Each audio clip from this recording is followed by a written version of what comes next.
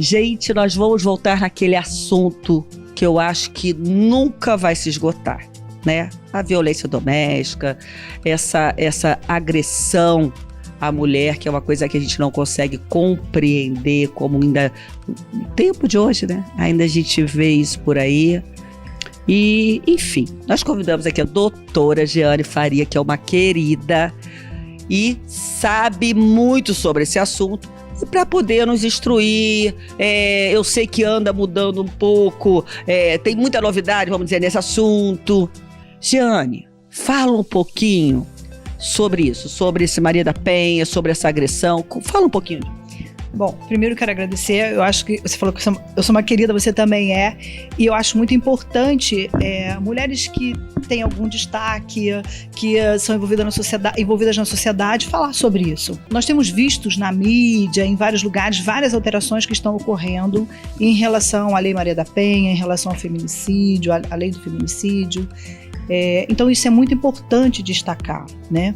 Aqui em Friburgo, a gente precisa ter um cuidado um pouco especial para conversar sobre a cidade, porque nós temos uma situação que, primeiro, nos deixa muito, assim, extasiado. Fala, poxa, o que está acontecendo na cidade? Por quê? Se a gente comparar Rio e Friburgo, em termos de população, em quantidade de processo, a nossa cidade ela tem um percentual maior. E aí a gente para pra pensar, será que isso é ruim? Sério? Sim. E aí a gente para pra pensar, isso é ruim, isso é bom? Bom não é, porque a gente tem uma quantidade, né, de pessoas sendo agredidas, sendo violentadas. E aí eu não estou falando só de mulher, eu estou falando de criança, eu estou falando de idosos, né, da violência doméstica no geral, familiar. Mas, por outro lado, a gente tem uma leitura de que se o número cresce e se as pessoas estão falando, significa que várias pessoas estão trabalhando sobre esse assunto e está levando informação para a sociedade. Então, acho que isso é muito importante. A gente está o tempo todo informando, dizendo o que é, como você denuncia, onde você vai, quais são os caminhos que você tem que seguir. Primeiro, para proteger, né? E segundo, para que a pessoa, o agressor, seja punido. Então, eu acho isso muito importante. A gente está falando disso o tempo todo, né? E na cidade, falando especificamente de Friburgo, inclusive a gente até pediu, né? Eu trabalho na OAB, em uma comissão especial contra a violência doméstica familiar. A gente pediu para que o Juizado Especial de Violência Doméstica fosse apartado dos demais.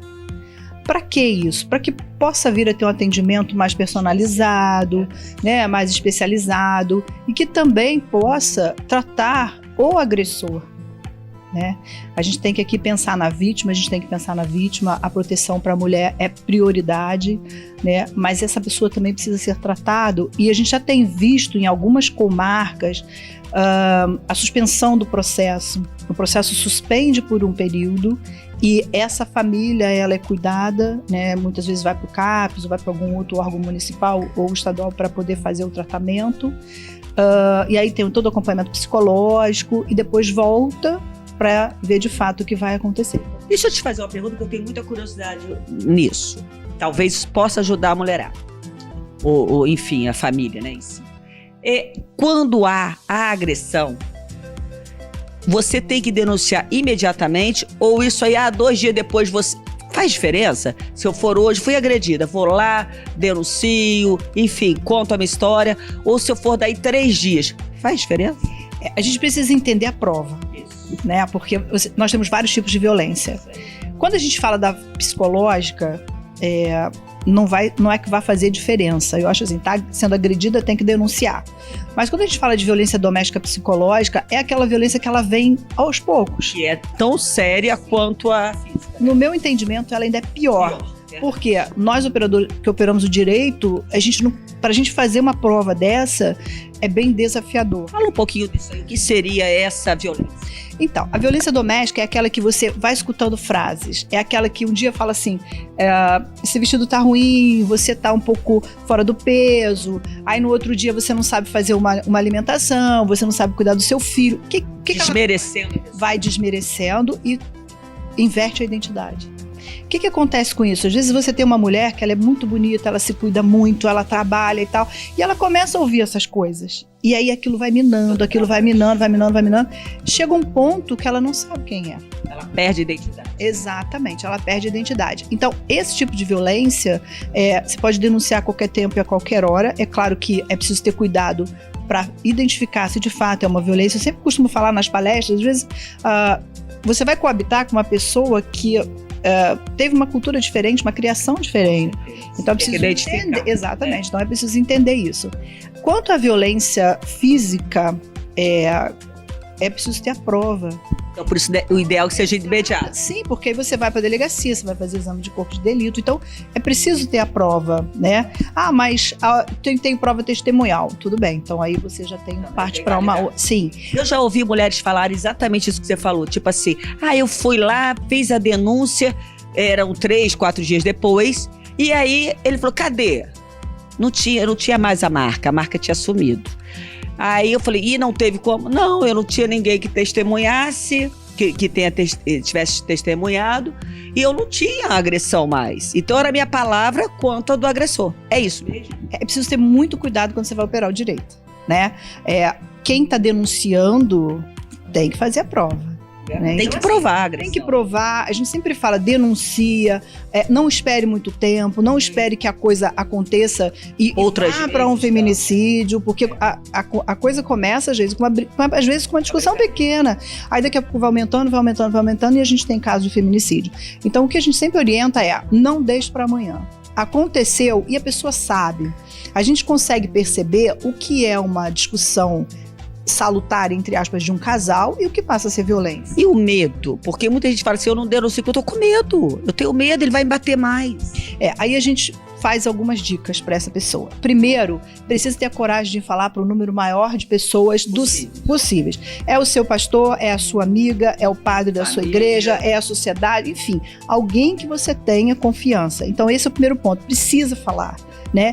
Se cercar de alguns cuidados, quando você sabe que você está passando por isso, então evitar discussões em lugar que você tenha material cortante, né? Para evitar alguns tipos de problema. Então assim, a gente passa várias dicas para isso. Agora, medo, precisa tirar o medo. Por quê?